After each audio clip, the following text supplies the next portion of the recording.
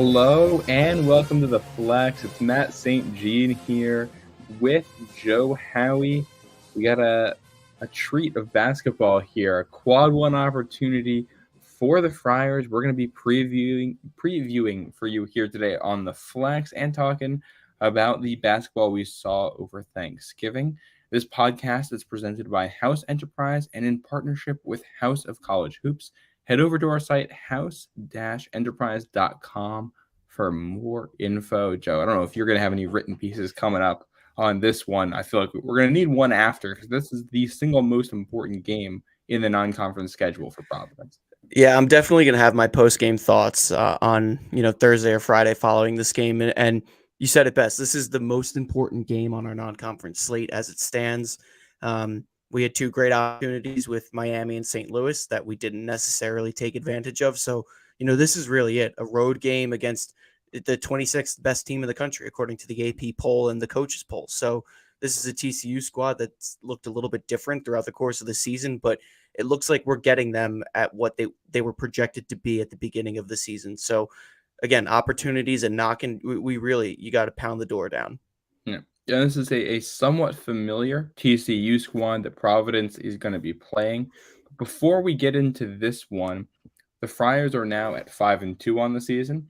Yep. They've picked up 2 wins, 2 14-point victories since the last time we talked to you guys. Over Thanksgiving there, they pick up the win over Merrimack, the win over Columbia, 2 teams that are 330 plus in KenPom, just in that Stonehill tier of teams. I don't know if either one of these victories was as decisive as I would have liked, Joe, but it is 2 wins by more than 10 points, and I'll take that. Ed Cooley always says is that he'd much rather an ugly win than a pretty loss. And I have to agree because, you could be looking at a different record right now, but you're 5-2. And some of the best names in college basketball are also 5-2. Some of the best names in college basketball are also 2-5. So I would much rather be on the winning side of things. With that said, Providence was favored by 20 plus points in both of those games, and to only cover 14. Little concerning, especially given, the quality of our opponents. And now this is a trend that we've seen throughout the first 3.5-4 weeks of the season here, that Providence is letting these lesser opponents score and score comfortably. So, there's definitely some defensive improvements that need to happen, but, a win is a win is a win is a win. So going into probably the toughest game of the non-conference slate at TCU with 5 wins under our belt makes me feel a little more comfortable, but I'm still, definitely not optimistic, I'll say. Yeah, it's an interesting spot for the team to be in. Some good news. Ed Croswell was named to the Big East honor roll for his performances last week. He had 17 points against Merrimack and then 13 there against Columbia. So good stuff from him. Yep. So Devin Carter had a double-double for himself against Merrimack, 12 points, 10 boards. And then Jaden Pierre kind of with a breakout performance there against Columbia. He had 13 points off the bench. Let's start there with the guard play. The last time we talked, we brought up guard play and talking about how, all right, is there going to be a point where we need to have a conversation about starting point guard on this team and Jared Bynum versus Jaden Pierre based on the way they were playing? Ed Cooley had a comment after the Columbia game where he basically said, who starts doesn't matter. Just because you're in the starting lineup does not mean you're a good player. We're going to play the guys who are playing well. And who's playing at the end is what matters. When I heard that, I hear a direct shot at Jared Bynum. I completely agree, Matt, and I thought the same exact thing. I feel like Cooley has been taking these subliminal shots at Bynum for a couple of post-game pressers in a row now. I think after St. Louis, he talked about, leadership being a lonely place. That might not be the right game, but he's definitely taken shots at Bynum. And, I think rightfully so. Bynum played with his hair on fire for the latter part of last season. And so far, minus that second game, who was that against? Northeastern, where he logged 21 points. He really hasn't done much. And understandably so, he's taken on a larger role this year. He is the only person that's been handling the point guard responsibilities, asterisks, up until this week. So, really it was Bynum and Durham as a backcourt duo. And now it's really been, for the most part, Bynum owning that responsibility. So his plate is a little fuller with respect to what he has to do. He has to play make, he has to run the offense. He's got to get these newer guys in position to make plays. All the while, he was one of our biggest scorers last year, and you need him to continue to do that. So he definitely is a full plate right now, and I think we've seen so far that he's struggling with it a little bit. And I think Cooley's been calling him out because he knows what Bynum is capable of. So I think, long-winded tangent back to the original question, Matt, you're right. I think Cooley's taking a shot at Bynum here. And on the heels of Jaden Pierre's performance this week, could Bynum's starting spot be in jeopardy? Who knows? I definitely think, there's no certainties. Yeah, I agree there. I don't think it's in jeopardy yet. I think what is in jeopardy is overall share of playing time. I think Bynum is going to get that nod until he really proves he shouldn't be the guy, because to take away that starting job and to pass it to a freshman here is a huge statement. One you only make if Pierre is forcing your hand by how well he's playing, or if you need to humble somebody. And if we're at that point, we're having a whole different conversation. I will say the good thing about Jared Bynum right now is he's passing the ball as well as I think he ever has. He had more assists than points in each of the last 2 games, only 1 turnover in each of them. His average, so the last week he was averaging 7 assists to 1 turnover. That's really cool. Yeah, that's really good right there. He only scored 12 points last week to the 14 total assists. You don't need him to be the guy scoring the ball if other players step up. He just needs to be willing to buy into that role as kind of a facilitator first, scorer second. I don't know if that's the best spot for him too. I think he has the scoring juice, but if that's not there, I mean, he's shooting 18% from deep right now. That is, as we say in the industry, Matt, not good. Yeah. And industry term right there. Not good shooting. But I mean, that's the thing is and that's kind of the big thing with this team is just who is going to score the basketball. Hopkins can score, but he does not have a 3-point ball right now. Devin Carter can score. He doesn't have a deep shot. Locke has been inconsistent from deep. Bynum has not had his shot, and you heard it in the last game. Teams are going to zone you to death until you prove that you can shoot the ball at all. So it's good that Bynum can pass through it, because Pierre, that's the one area where Pierre's had issues. He's had some issues passing in the zone. Bynum can do that. But you need the guys around him to step up there a little bit too. No, I agree completely, Matt. And I think 3-point shooting has definitely been a sore spot for us this season. You and I talked offline about, the different options that we had, especially Noah Horkler, having a power forward that can step out beyond the arc and stroke it makes you so versatile as a team offense. And Hopkins has been, inconsistent. He hasn't taken a ton of threes, but he hasn't been very consistent with the 3 ball. Like we said, Noah Locke has been hit or miss, and Jared Bynum has been, as we say in the industry, not good.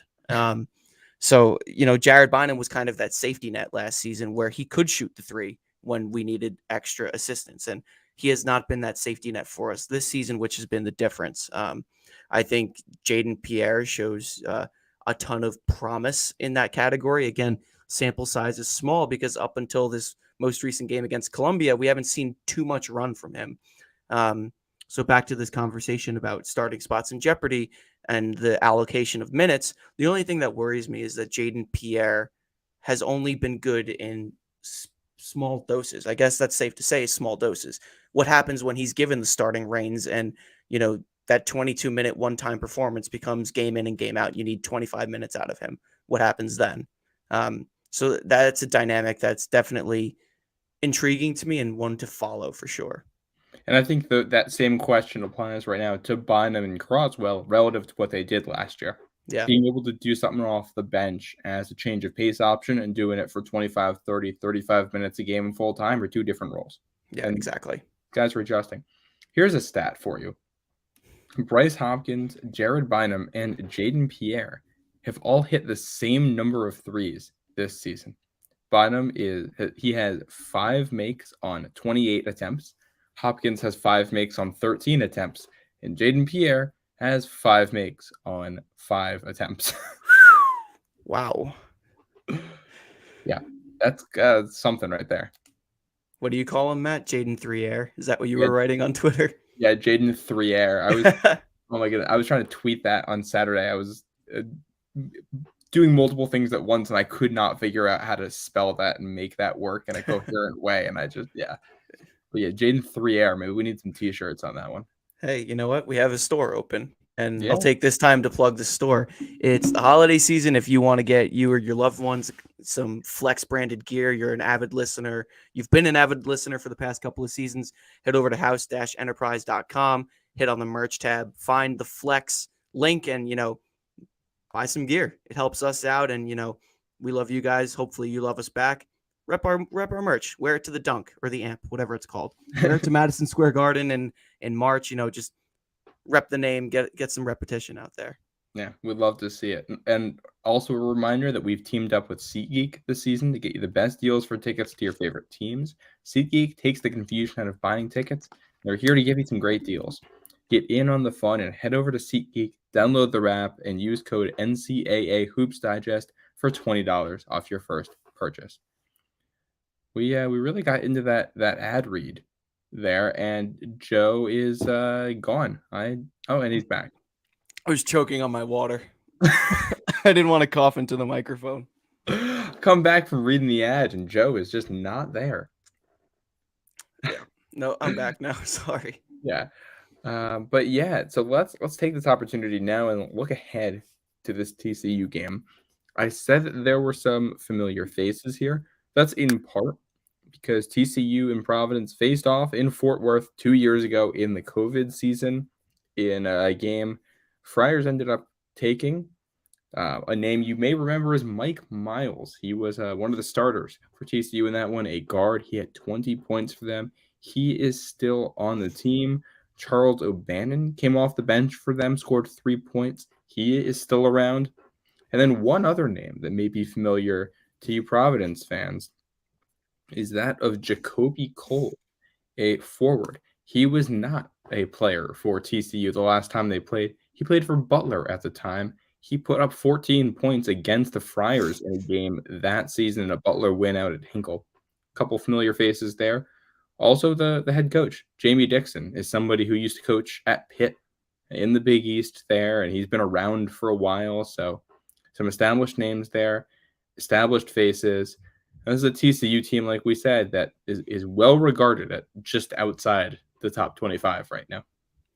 Yeah. What is interestingly frightening to me about this is you talk about Mike Miles. He was a starter for them, put up 20 points. We don't return anybody that started for us or put up 20 points in the last matchup. You return Croswell, who gave you minutes off the bench and went score. He had 8 points, and Alan Breed, who gave you minutes off the bench and went scoreless. Otherwise, blank slate, clean roster. And I think that works as an advantage towards us, but also as a disadvantage because typically when you play guys and you can remember their playing styles, it gives you the defensive advantage because you've seen them before. We don't really have that. So unless Alan Breed is logging 30 minutes on Mike Miles, which I doubt that he will, you're going from scratch here. Jared Bynum was also on the roster back then, but I believe he was injured at that point in the season. Yeah, I think he was out then. Yeah. So he didn't play in that one. So he's another new face. But for me, what stands out about this TCU roster is Mike Miles and Emmanuel Miller are all averaging double figures. I'm going to butcher this name, Micah P.O.V. and Chuck O'Bannon, not that name, but Micah P.O.V. and Chuck O'Bannon are each averaging just under 10 a game. Providence, all 5 starters are averaging 10 a game, but again, the sample size and the level of competition is a little bit different. So I'm worried. I'm nervous about this matchup. Yeah, and a little background on this TCU team. They came into the season at 16 on KenPom, nearly lost at home to Arkansas Pine Bluff in the opener, only beat Lamar by 11 points in the next game, and then lost at home to Northwestern State. Ended up dropping from 16 all the way down to the 50s in KenPom in less than 2 weeks there. Ever since then, they had a huge win over Louisiana Monroe, and then they just won the Emerald Coast Classic. They beat California, and then most notably, they just beat a very good Iowa team by 13 points, really controlled that game. And I think one of the big factors here is they have been missing guys. That Northwestern State game, they were without Mike Mile for it. And for all 6 of their opening games here, they're 5-1 right now. All 6 of them, they've been without Damian Baugh, who is one of their returning starters at point guard. He signed with an agent when he wasn't supposed to, and this is his, or maybe it was a guy who wasn't registered. I don't know the details. But he's the guy that averaged double figures for them last year. This is going to be his first game back. He's a starter. I would expect to see him in the starting lineup there. Maybe he comes off the bench if they ease him in, but this is very much not the same TCU team that lost to Northwestern State. It's a team that is on the upswing now in the top 40 at Ken Palm, and take into account that this is also on the road, hostile environment there. This is potentially the 3rd toughest game Providence may play this year outside of road games against UConn and Creighton. I would have to agree with you there. I mean, this is all signs point to TCU as being the favorite here, and I wouldn't be surprised if Vegas favors them heavily. With that said, on the other side of that same coin, this presents a boatload of opportunity for us, a hell of a lot of opportunity. This is a TCU team that's riding a high right now. They just knocked off a top 25 opponent.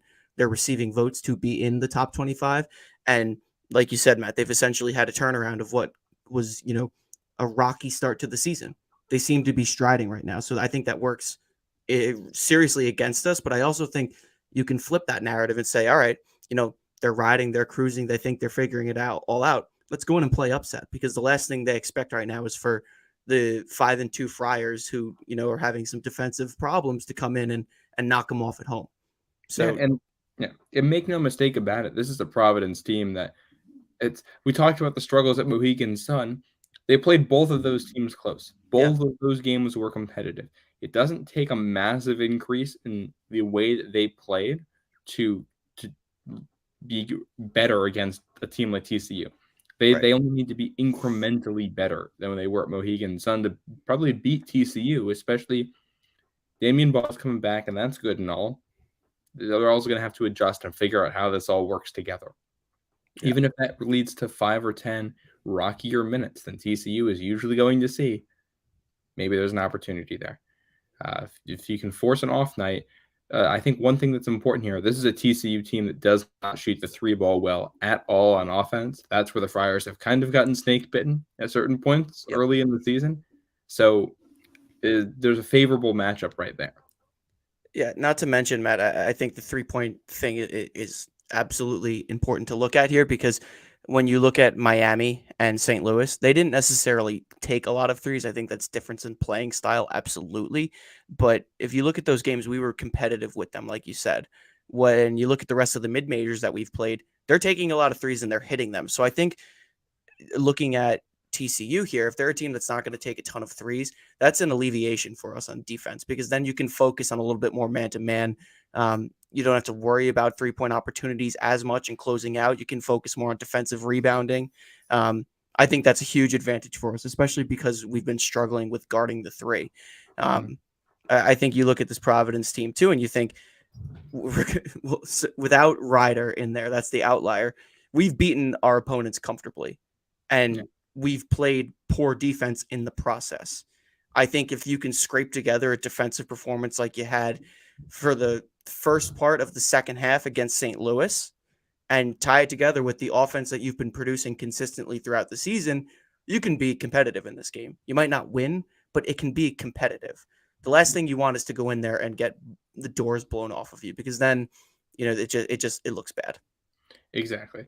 And this game might be played almost entirely inside the arc with the way these two teams like to play. It's going to be some old school basketball there.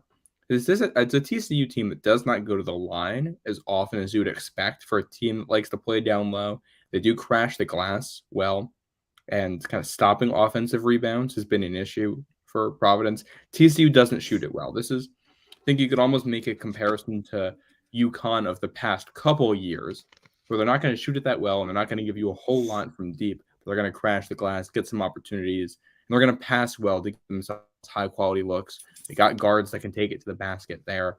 So you put it all together, and you need to have a very disciplined interior defense. And that comes from all 5 players.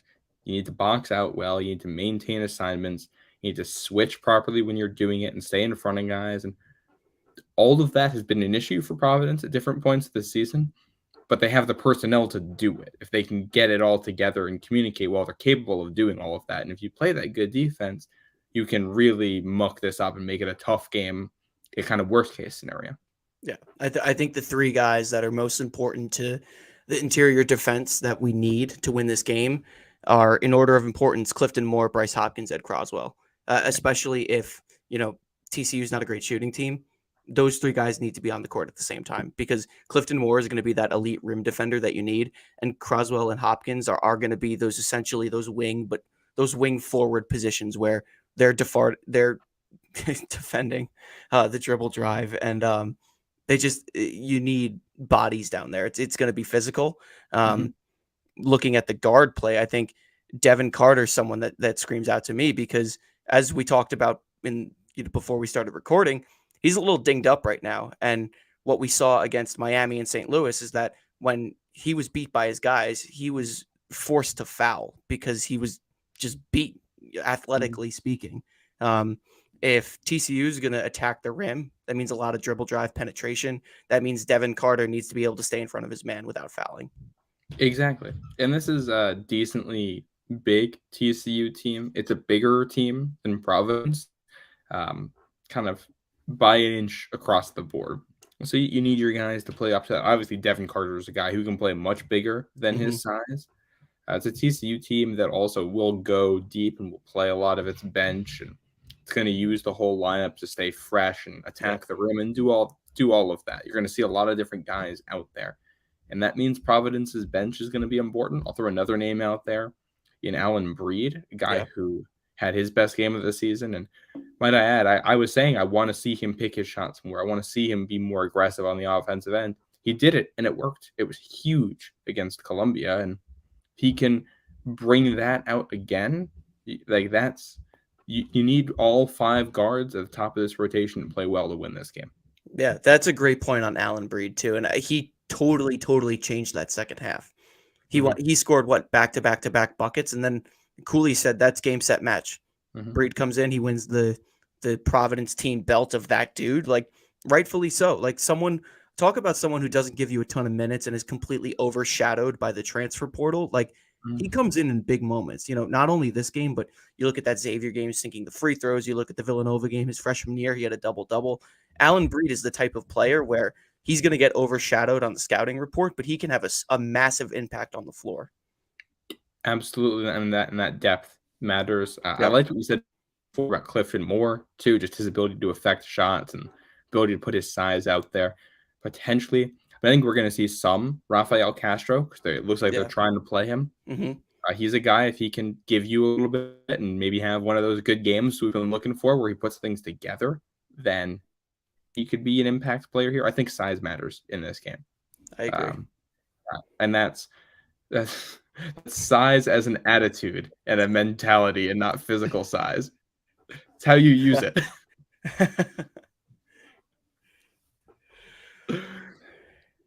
I'll let that one hang out there. It's the bark and the dog, not the dog that barks. What's that saying? I don't know. Something like that. Both of these teams are in the top 25 in offensive rebounding percentage too. So that's the story right there. Both these teams crash the glass. Neither is particularly efficient otherwise. TCU has played better defense this year than Providence. TCU's been better at defensive rebounding than Providence. TCU also has not played as tough of a schedule. I mean, maybe they have, but they've played one good team. Friars have played 2. So, yeah. So, it balances out. Yeah. Oh, boy. This is going to be something. This is buckle up. TCU's strength of schedule this year so far is 362nd, and Providence's right now is 346th. This is out of 363. The TCU is the second easiest schedule right now. So I don't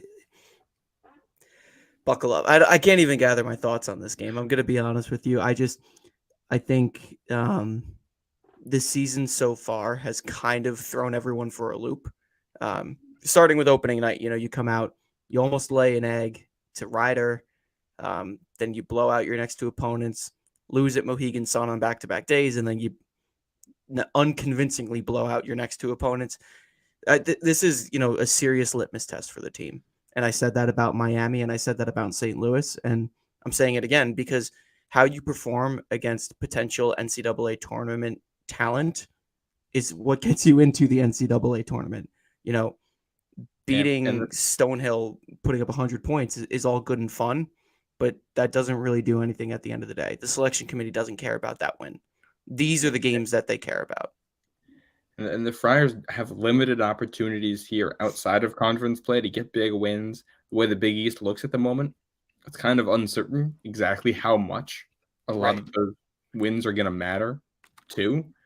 Wins over teams like Seton Hall and Marquette Villanova are not going to mean what they meant when they happened last year. No. And that means you got to get the wins now while you can. This is not a must win for Providence, but it is a must close. Like, you need to show up in this one. You can't blow a lead. You need to be competitive. I think this needs to be within 5 points. You're right. It's not a must win. The point about not blowing a lead is so huge. You can't do what you did to St. Louis. You can't go up 13 in the second half and then not score in the final 26 seconds and let them outscore you 7-0. You cannot do that, because if you do that again, that looks terrible. If you're chipping away the same way you did to Miami and you lose that way, okay, that's fine. At least you competed. At least you looked like you were trying to get back into the game. But what happened against St. Louis can't be replicated. And your point about conference play, Matt, it's so well taken, especially because, a home win over Villanova or a road win over Villanova is essentially going to mean nothing unless they have a complete 180 and reverse the entirety of their season, which is going to be tough because now they've dug themselves a hole. The same thing. Yeah. Well, Villanova is going to get players too, so that's going to be a tough game. And that's one of those where if you split with Villanova this year, to the committee that may look at, these are two mediocre teams. Right. And that's it. They don't think more about it. Yeah. The opportunity is slim. You have a good Creighton team, a good Connecticut team. I'll throw St. John's and Xavier in there just because on the road to the Garden Pod, I said they should be ranked, and I still stand by that statement. Yeah. But other than the top four, you need other quality wins outside of the conference. Yeah. We're recording this on Monday, so the AP poll came out today. Xavier did not get a single top 25 vote, which is astonishing to me. I can get them not being ranked right now with the losses, but those are as good quality losses as you're going to get. I don't know how you can watch the way Xavier played against Gonzaga and not think that's one of the top 25 teams in college basketball. Look at the way they played against Gonzaga, Duke, and Indiana. I mean, Xavier's holding their own against ranked opponents, and maybe we just have a different point of view on it than the rest of the country. But to me, like, those losses say more about Xavier than their wins do at this point in time. Yeah, I agree. They're competitive with those teams. So I don't know. Maybe they're saying they got to actually beat one of them to be in the top 25. I can't complain too much about that point of view, but I would agree with that at the very least. You watch the team play, and it's like, okay, this is clearly a top 30 team in college basketball. I'll say. I'll expand it out that far. That's where Xavier is, and St. John's with no big test so far has passed everything. So yeah, those are going to be the big ones. This game will be Wednesday night at 8:00 Eastern on ESPN Plus. So make sure you figure out how you're going to be watching this one. It's a paid subscription. I'm sure there's plenty of ways you can watch it. There's websites you can find it on if you need to. So just a heads up, you're going to need to go to an alternative method to watch this game. It will not be on your traditional cable set. ESPN and the streaming industry is ruining sports. I will just say that. It's something. I mean, I guarantee you more people are buying ESPN Plus to watch this game than the Georgetown Texas Tech game that is happening at the same time. like I said, if Georgetown somehow scrapes together some semblance of a lead, I'll watch. But otherwise, I don't need to turn that on. Yeah, so that'll be that one. And then the Friars will be in action against URI on Saturday. We're already at that time of year. The two big games this week. It's rivalry week here. Friars going back to Texas. Again, they took the last meeting between these two teams in the Big East, Big 12 battle. I don't know when we're going to have post-game coverage for you. I know I'm going to be doing the Road to the Garden podcast immediately after this Wednesday night because we're going to be previewing Creighton, Texas, which is the night after. I'm sure we'll have some kind of content for you at some point. Either after that, we do a late night show Wednesday, or maybe we do something Thursday during the day at some point. We'll find something. So we'll get you some content after this and before the URI game. Be on the lookout for that one. As always, your usual set of reminders. Follow Joe. Follow me on Twitter. Follow our account on Twitter. Subscribe wherever you're listening to this. Subscribe to our YouTube channel if you like the video podcast and you want to keep getting them. So if you want to see our pretty faces over here, I promise you, if you subscribe, the next time that Joe starts choking on his water, he'll leave the video on so you can see it. That may de-incentivize people to subscribe, Matt. I'm doing my best over here, Joe. We'll be back with you later this week. That's Joe Howie. I'm Matt St. Jean, and we'll see you next time. Go Friars.